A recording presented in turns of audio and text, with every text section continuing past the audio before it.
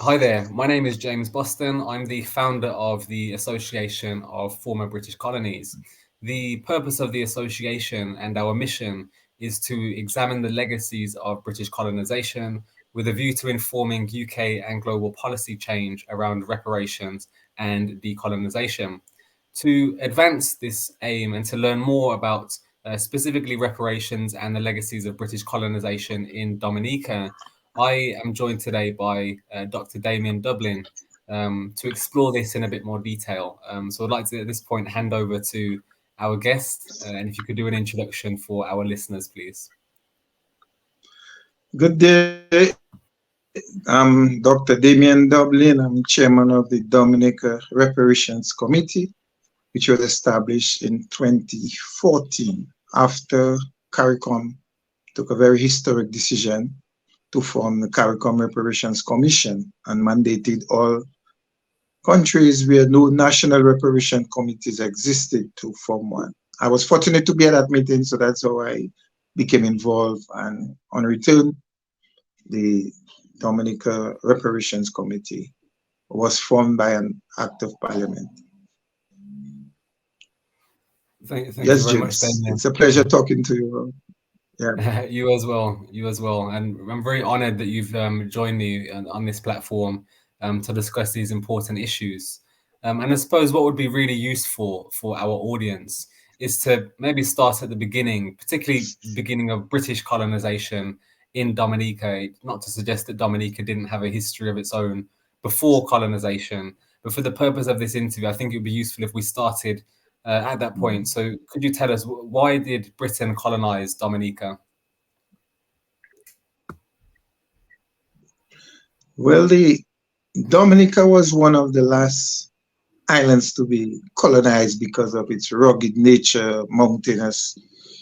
Dominica went through a phase. It was owned by the French, and then the British. They had the battle until they arrived at an agreement. So in 1763, the British officially took over. When the British took over, they were what we call Maroons, which was from the slave era.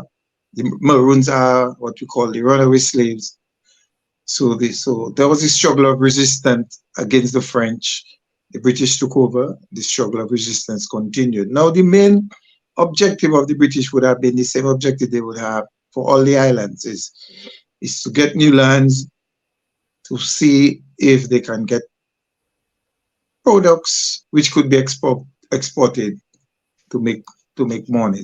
It's really the first objective is financial, and all the other aspects that come with it in terms of the colony itself, the control of the colony, the human resource, and just know, well, you have some real estate there that belong to you, where your citizens can come and own estates and have slaves and enrich themselves and export some of the profits. That would help Britain to develop. So in a sense, it was just part of their economic expansion plan. And so, was there an indigenous population in Dominica, and how were they affected by British? And you also mentioned French colonization as well. The indigenous people were there, so we were successful in getting to change the narrative in the history books, which stated that in 1493, Christopher Columbus discovered Dominica. That's what was in the history books. But through advocacy, we were able to get it changed to Christopher Columbus landed on Dominica, because the indigenous people were there long before him. They had established their way of life. When they came, they tried to take control, but the indigenous people fought them off. In Dominica, we had two sets. We had the Arawaks, or the Tainos, which most of them died out because they I guess, much weaker compared to the Caribs, which we now call Kalinago. We have changed them to the Kalinago. So they fought the British right through, and at some point, they arrived at an agreement where the British decided, okay, we cannot conquer you, so we're going to leave you alone. So they are allowed to form their colonies and way of life. And up to this present time, they are actually maintaining their culture and cultural way of life, and very, very formidable an important contribution to the economic life of Dominica. So they met the indigenous people, and because of the indigenous people resistant, they decided to leave them alone and let them just live their life as they would, less conflict. Okay. So, what happened next following the sort of conflict that took place between the Kalinagos and the British? What happened next in history? Well, what happened next with the introduction of slave labor? The the good thing is there was always a history of resistance from the enslaved Africans. I mean, from the time they were captured in Africa for the Middle Passage on the ship, some of them preferred to jump over the ship rather than go through that. Landed on a struggle. They went, took them to the plantation. Even while on the plantation, the struggle continued. That's how the runaway slaves came about, because these are people who came from Africa with their own culture. Some of them were princes and kings and chiefs. So they had a way of life which they understood, and they were always yearning to live that life. So they had settlements all over. But the good thing is there was a collaboration between the indigenous people and the Maroons, because the indigenous people were there, they knew the tracks through the mountains and certain way of life. So they collaborated and helped the Maroons too. That is why they were so successful over the years in establishing a number of settlements. Some of them historically are still around, where people can go and visit. There's this famous Jacko area where there's a waterfall there, and the settlement was built. I mean, there's a lot of steps heading up to the top of this mountain, and it's just amazing to see how they were able to establish that. So in a sense, that always been an area of struggle, and after that, the whole emancipation question came about. Okay, so moving kind of to my next question. So how did British colonization not only impact those populations at the time, but what were the legacies of British colonization that maybe can still be seen today? So, for example, were the indigenous populations or the enslaved Africans, were they able to retain much of their indigenous cultures, for example, their languages, their religious beliefs and practices, or were they kind of lost due to colonization? The the the the incredible thing is that in spite of all what the enslaved Africans went through, they were still able to, up to this present time, leave remnants. Not even remnants. I mean, it's a dominant part of their cultural traditions. Even the Kalinago, they celebrate Kalinago Week. They have their own activities which the other members of the country support and go across to. The the question of language is important, because a language was developed during the among the slaves, where it was a mixture of French, African, broken English. Is an indigenous language developed as a means of, because some of them came from different parts of Africa with different language. They developed one common language, we call it Patois Creole, where they're able to communicate, and this up to this present time has survived. In fact, some researchers have established like dictionary and certain phrases based on this language. So it's alive and well. It's one of the movements to have it taught in the schools. So this is happening. They have Creole speaking competition. They have Creole writing competitions, and it's another good time because Independence celebration is on November 3rd.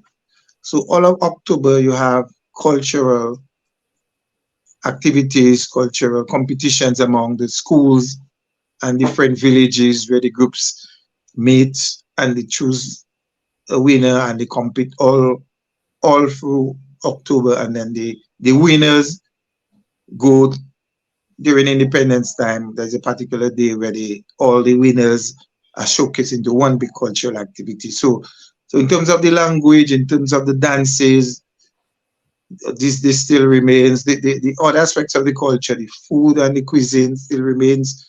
And some of the foods that we eat, when you meet some people African, you hear some of the names of the food, they say, but that's the same that's the same foods that we eat over there. So you can see in spite of the exploitation and the hardship, they were able to maintain the culture, both from the indigenous people side and from the enslaved Africans. So this culture is alive and well up to this present time. And it's really good to hear that some of the culture remained. What about the religions? Were there any elements of sort of indigenous African religions that survived? The religion, that's where it was really, I would say, more dominant in terms of the colonial side, because we have a number of religions. We have the Catholic, we have the Anglicans, Methodists, we have a lot of Christian religions. The Kalinago maintain their indigenous rituals, but what happened is during emancipation, I mean, certain laws were passed as part of the whole colonial legacy. Part of the strategy was to more or less eliminate the African spiritual religion. So they passed laws against certain practices, what we call obia, and which they passed laws that if you had certain instruments which could be deemed as part of the practice of obia, so it was like bad. I think these laws maybe still exist in the books up to this present time, and all that was part of the aspect of denying the Africans their own religion and imposing the European religion for the Catholic Church and the other Christian religion, which exists up to this present time. So you mentioned laws, and I suppose that would be an interesting area for us to look at next in terms of how do the legacies of British colonization manifest in the Dominican legal system today? It is because the highest court of appeal was the Privy Council. So for Dominica, we had, I mean, there's among the CARICOM and Eastern Caribbean, we have the Court of Appeal, but the highest court you could reach was the Privy Council.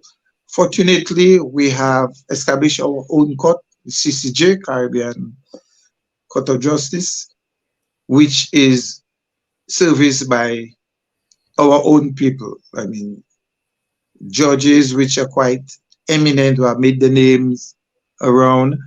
So basically, we have our own court system manned by our own local judges, and so far it is getting from strength to strength. So that is one option. But the issues we have is because of the way the constitution was framed, for some of the islands to accede to that, they had to either do a referendum among the population to get the majority, a certain percentage, just 2/3 to agree, even though they may want to, but because of the law, that's what they had to go for. Some more fortunate because of the way after independence, some went to become a republic. They were able to easier, like Dominica is part of this. So we have disbanded from the Privy Council, and with our highest court is CCG. Some islands are still struggling with this to try to make this the final court of appeal. So that is one legacy which exists up to this day, but at least we see some way of getting out of it. The whole constitution, the way it's set up, you would see certain aspects of British that still exists up to this present time, although it may not be used, but once it's in the books, at some point in time, if the situation arises, then they could be pulled out. So I think a thorough constitutional review is being done, taking a bit of time, but there are a lot of laws that really just need to, I mean, just get really out of the books. All these are legacies of while we're there, although it's not related to Dominica, but I've seen pictures in Africa where some of the judges still wear this wig and this white wig. I mean, to me, that's ridiculous. I saw it in Nigeria. It's ridiculous that it is there that judges should be wearing this This week on your heads. I mean, we have been independent for long, many decades. So you see, and these things sometimes go so deep that some of them are just stay with us, but it has a very significant impact in terms of the constitution, the whole education system, where even in the history, I mean, the whole history of Britain, it is portrayed in a way to glorify Mm. some of the people who probably would have been considered pirates on review, but they were considered like explorers. But they went, conquered, plundered, and I mean, and the some of the population, they committed so much atrocities. But the history books, according to the British, lauded them as explorers, but in Mm. essence, they were actually pirates and doing what they have to do. So for the whole education system, even some of the subject matters, the way it's slanted. But I would want to say that since independence, there's a gradual movement to change the curriculum to a more Caribbean focus. So that is happening. We have our own regional system from the secondary school of examination. So we are making good progress and using more and more of our own references Mm. for study in terms of sciences, biology. Because I remember going to school and the when I was in fifth form doing final exam for the CXC, the Caribbean Regional Exam, the subject matter was something which never Dominica didn't have. It didn't exist in Dominica, but yet that was the subject matter that you'd study to know about, and you don't have it available in real. For example, if it was, let's say, a local lizard, you could say, okay, well, this lizard, you could have it and do your experiment on it. So all these things, it's quite a few things that need to change, but things are happening step by step and picking up nicely. It sounds like there's a lot of progressive actions and maybe conversations as well taking place in Dominica about how to decolonize institutions. So it's really encouraging to hear that they're looking at the educational system and ensuring that it does reflect a kind of Caribbean centered approach rather than adopting a kind of colonial hangover version of the education system, which is something that Exactly. from some of the research that we've done and some of the interviews we've conducted with people from former British colonies, it is a pattern. That much of the education is essentially what was left from the British colonial era. And so it's good that Dominica is taking that leading role. I suppose my next question is around conversations. So in Dominica today, are conversations about the legacies of British colonisation and reparations, which we'll touch on shortly, are those conversations becoming more frequent amongst the population? Yes, they are. I mean, this conversation has always been around in various times, especially during the Black Power movement. It was much more prominent. A lot of groups organize public discussions, panel discussions on these things. We have reached a stage where it continues. It's the focus is more or less of trying to get a more indigenous view and names, because a lot of these streets and buildings had British names, and part of the process is what we call a renaming process, where some of the names are converted to names of our local heroes, of which we have quite a few. And when new buildings are put, they're actually named after local people. So that is one of the first that's going on. We have changed quite a few, like streets to certain names, schools to teachers who have excelled. So that is where the conversation it's really going. It's like past the colonial times as to what was done before, but more focusing on forward thinking. How can we change the legacy to more to so the young people growing up can hear a name and ask questions and realize, feel proud that that person is a local person who have excelled, and then they learn more about that particular person. So, and that's how the whole reparations focus too is coming into play as to, yeah, after all is said and done, but remember that the you profited out of the free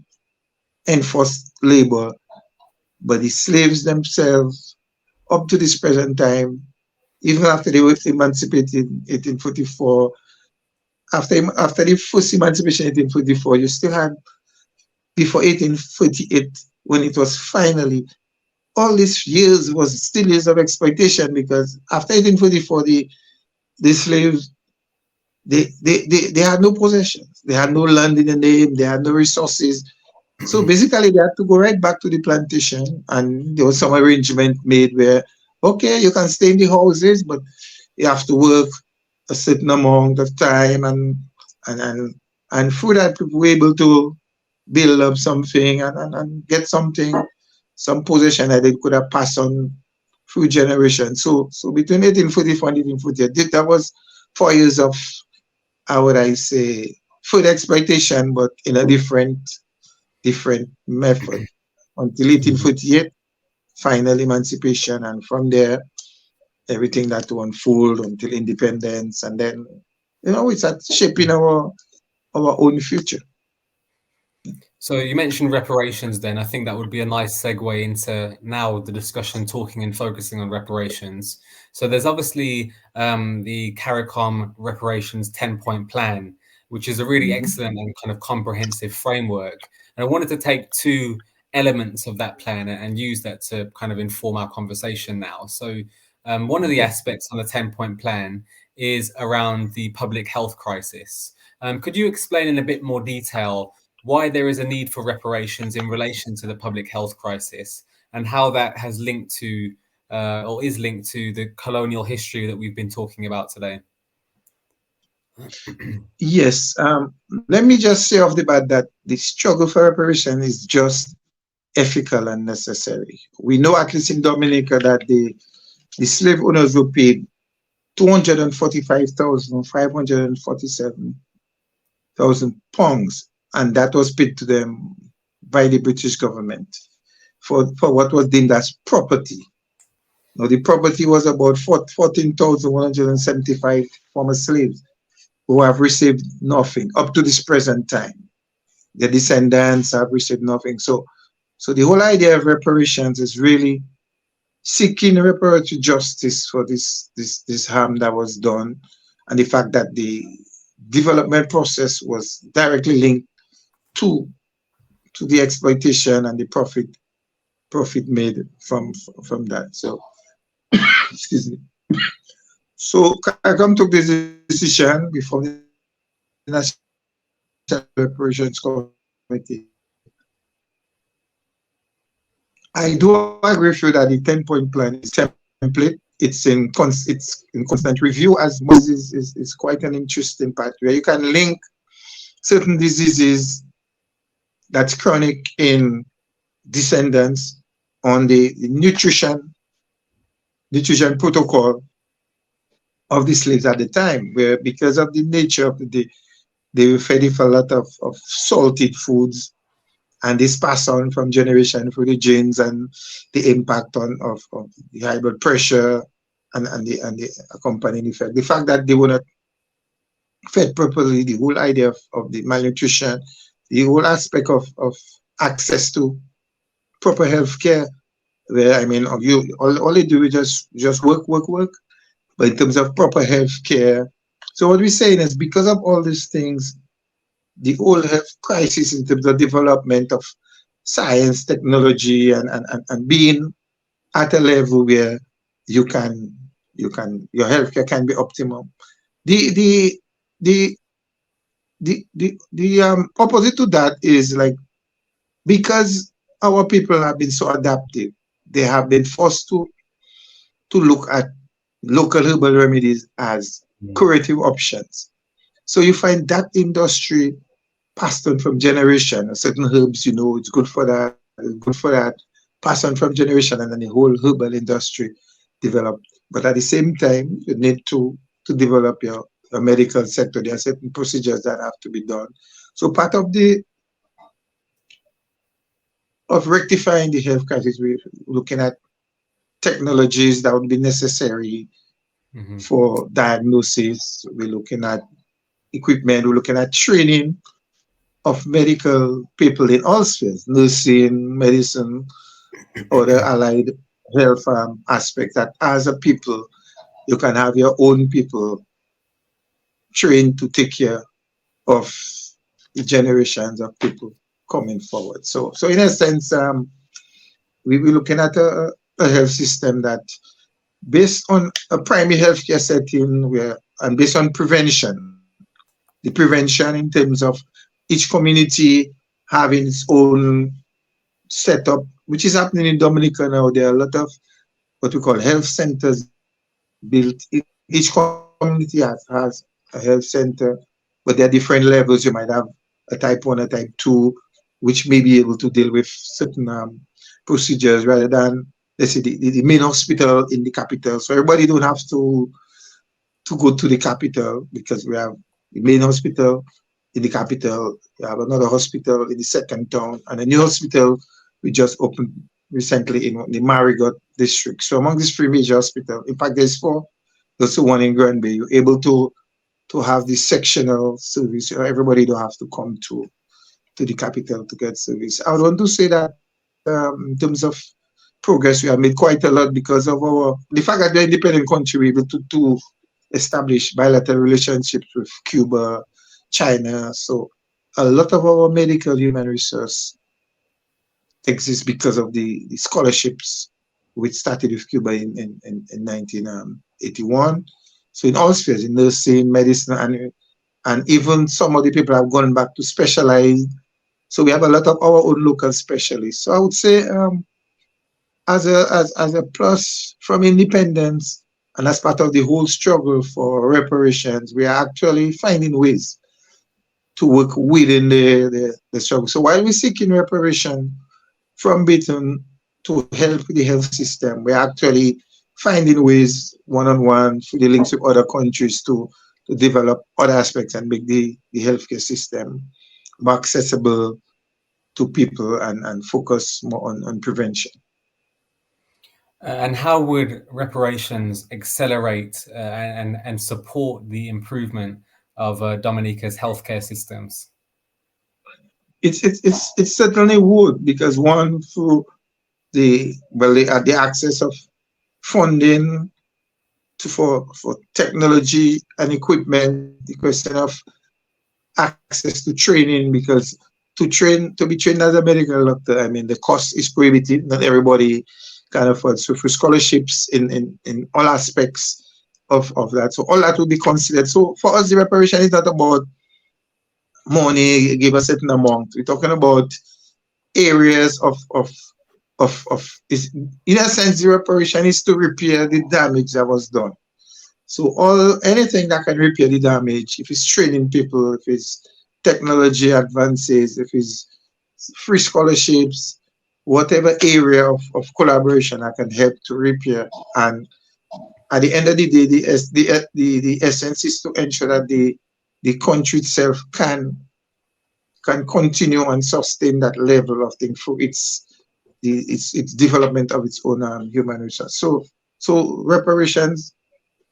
reparative justice would surely help in development of the health systems and even other aspects, the cultural, educational, technology transfer, the question of also debt debt forgiveness, because we know some of these debt are because of the whole financial system that they themselves organize to get you in the trap where they set up the organizations. You know, you have no choice but to borrow at probably very high rates and certain conditions that just make it so difficult for you to maintain. And then when you default, then it creates harder and harder hardship because you have to be paying back all the time. So debt forgiveness would be one important area. Yeah, and I think that's a really important aspect. That was actually what I was going to ask you next around the debt cancellation element of the reparations plan. So, Okay. how exactly did British colonization impact and continue to impact the economy of Dominica? it continues because Dominica was well, we were primary producers at some point of bananas, just exporting bananas to Britain. So we had under the colonial times you had preferential treatment where your goods were allowed to enter at reduced duties. After independence, that changed. They changed the regime, so it became more expensive to export these crops as in their normal value. So it made it difficult the amount of money that you'll be earning from export. So it limits your export earning revenue and it makes it more difficult for you as a country to in terms of the whole economic and financial system which all the European countries are part of, although Britain now technically in a way kind of move away, but it's all part of the same financial system.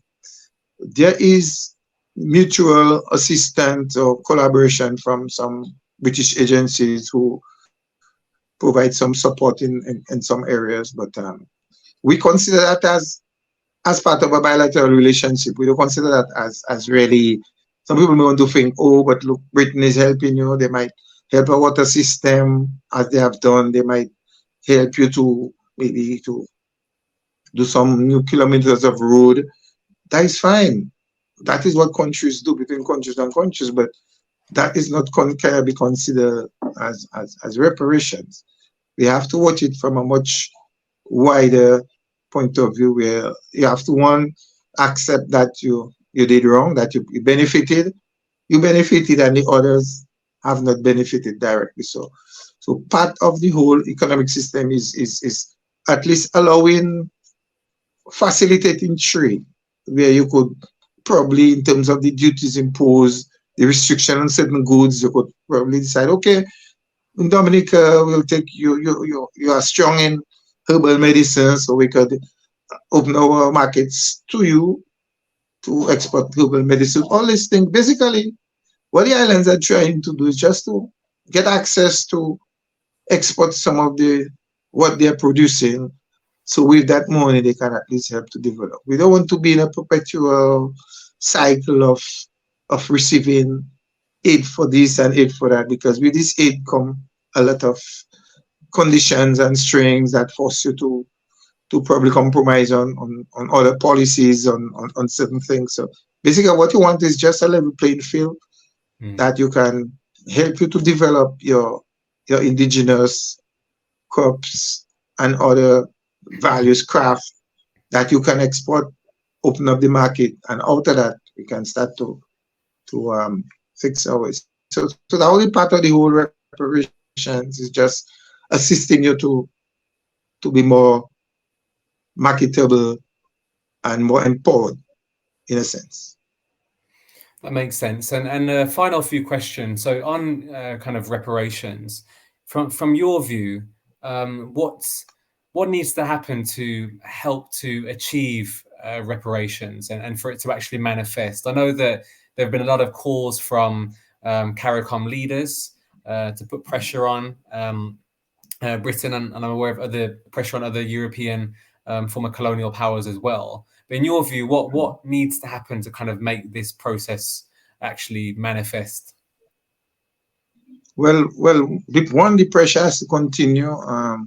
CARICOM Reparations Commission has written directly to Britain, to other European countries. First thing, you're seeking a formal apology. The formal apology is like saying, okay, you recognize that if you apologize, you recognize that you did wrong and you benefited, but we have yet to get that formal apology from Britain. They are actually the expressions of regret. We regret it happened, but when you regret, there is no legal obligations on you to rectify the situation. So we have to keep up the advocacy to them, and it's I tell you, it's bearing fruit. We also have to be within our own local sphere. We have to disseminate the information and get the people aware and clear the misconception that is not just monetary funds you're looking at. So the 10-point plan is like the template or the basis. The focus is really on the development plan, not just on you just receive monies, because it's difficult to put any value. Although Yeah. recently there has been some good work done by, I think, some group, the first of its kind, headed by Caribbean esteemed judge, where they were able to attempt to give some sort of quantification approximation of some monies which probably would be needed. But the focus is more on a development plan. And I would want to note that Sir Arthur Lewis, a Nobel laureate from St. Lucia, developed he had a development plan which, when you look at some of the aspects of it, that could be of use. Also, Marcus Garvey, in some of his forward-thinking ideas, I think Marcus Garvey maybe was ahead of his time. Mm. And now in some of his writings, you could see a lot of the thinking he had in terms of the universal integration of Negroes, no matter where you are. For him, wherever you are, doesn't matter. The fact that you're a Negro, you need all Negroes too. That's why he came up with this idea of this Black Star Liner, the Hmm. shape to trade. So he was really forward thinking. So with all this esteemed literature and economic thoughts around, we could use some of these things. So Hilary Beckles, I need to mention, who is the chair of the CARICOM Reparation Committee, is doing a tremendous job. He has Yeah. been to the British Parliament. He has written one of his famous books, Britain's Black Death. I mean, that book is just tremendous. He has a sequel to that, and plus other writings, other historians. I think it's. I'll tell you that the CARICOM Reparations Commission movement has inspired even the American, and you find now even in Africa you have a greater collaboration with African reparation movement, African governments, Africans in the diaspora. So a lot of pressure is being made, even in the United Nations, where they were able to declare a decade, a Yeah. decade of for people of African descent. And now the recommendation is that another decade be declared. So you will see, so all that is because of the work being done, the advocacy, the constant information dissemination, and the constant pressure to be continued. So the struggle is on all fronts, and diplomatic, legal. We just explain all aspects to achieve the objective. Thank you. It's been really useful. I've really enjoyed this conversation, and it's been extremely insightful into learning more about sort of the experience, both historical and contemporary, of Dominica, and that fight for reparations and how it's still ongoing, and what it could achieve if it did manifest. And I'm sure that, like myself, there are many out there who would be really willing to support this movement. So really appreciate you kind of talking more about how we can support that movement. Yeah, wonderful. The support is one. People just need to understand what the struggle is about.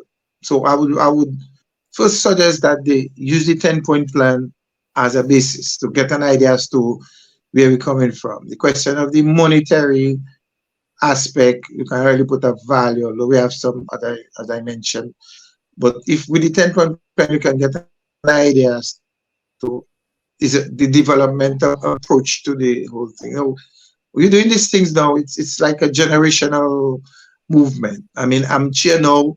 When my time pass, somebody else will continue just like before. In, I just want to note that before the Dominican Reparations Committee existed, long before the Rastafari movement, they were the ones who were keeping this struggle in terms of the whole African narrative and back to Africa. And every Africa Day, they would have rallies, public rallies. So they were the ones that back to Africa chant. So it's an evolving of all these things, and they are active members and participants of the Dominica Reparation movement. There are a lot of collaboration. We attend the activities, and we collaborate on a lot of things. So it's like a conveyor belt. I mean, like I am on the stage now. Eventually there were others before, and there'll be others to continue the struggle. So I have confidence that that is the essence of the struggle. So we have moved from slavery, emancipation, independence. I think right now we are into the stage of reparations and reparative justice. And I'm confident that we shall succeed And with that's a very cool. collaboration of others and like people like you playing a tremendous role because just this interview, man, will go out and when you spoke earlier, you told me of the kind of work that you're doing. So I just want to commend you and just ask you to keep it up. And if we can, all these different aspects of solidarity, people in different areas where we can make use of their talents and just have this struggle going in one direction with support from. So the role you're playing is it's important. It's an important aspect too. I'm very grateful, and it wouldn't be possible without people like yourself and other CARICOM leaders and representatives kind of really leading the way and being a good example to follow. And really, I just want to offer as much support as I can for the great work that's already been done, particularly the Wonderful. reparations framework. It's very comprehensive, and I think it really is kind of a great example of a reparations framework. I like that you termed it earlier as like kind of development plan and kind of doing away with the narrative that reparations is just about money, for example, that it's Mhm. just about a payoff. And this plan Yeah. helps to kind of consolidate the idea that it's not just about money, it's actually about development and repair, which I think is really Yeah. important. In essence. Thank Okay. you very much. Well, for Well, those of thank you who you, have James. listened, It is a this interview, pleasure. thank you very much. This interview will be on YouTube and our social media channels. So Wonderful. look Okay. out for the interview Yeah. online. Thank you. So you will keep me informed as to when it's out so I could and probably the link so I could maybe pass